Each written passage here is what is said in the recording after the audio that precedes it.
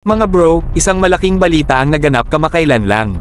Kinumpirma ng US Department of Defense na handa ang gobyerno ng US na magbigay ng suporta sa Armed Forces of the Philippines kung hihilingin ng ating pamahalaan.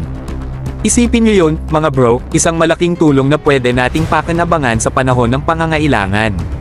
Ito ay matapos sabihin ni Admiral Samuel Paparo, Commander ng US Indo-Pacific Command, na ang pag-escort sa Philippine RORE missions patungo sa West Philippine Sea ay isang posible at makatwirang kahilingan na maaaring isailalim sa konsultasyon ng US at Philippine governments.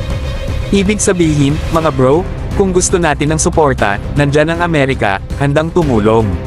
Sa ngayon, hindi pa humihiling ang ating gobyerno ng tulong mula sa Amerika sa mga RORE missions, kahit pa nagkaroon ng mga insidente nitong mga nakaraang linggo kung saan hinarang, binangga, hinabol, at binomba ng tubig ang mga barko ng Philippine Coast Guard at Bureau of Fisheries and Maritime Resources ng China Coast Guard, Chinese Maritime Militia, at ng People's Liberation Army Navy, lalo na malapit sa Sabina, Escoda Shoal. Pero mga bro, tila iniingatan ng gobyerno natin ang opsyon na ito para sa mas strategic na mga galaw.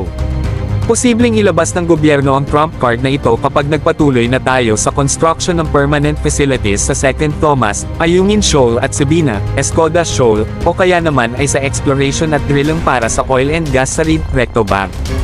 Sa ngayon, napansin ng Philippine Navy na kapag may presensya ng multinational naval forces kasama ang ating Philippine Navy, nagiging mas maayos ang kilos ng Chinese naval forces. Ibig sabihin, mga bro, hindi basta-basta pumapatol ang China kapag may kakampi tayo. Pero pag all Filipino unit lang ang involved, doon sila sama-sama.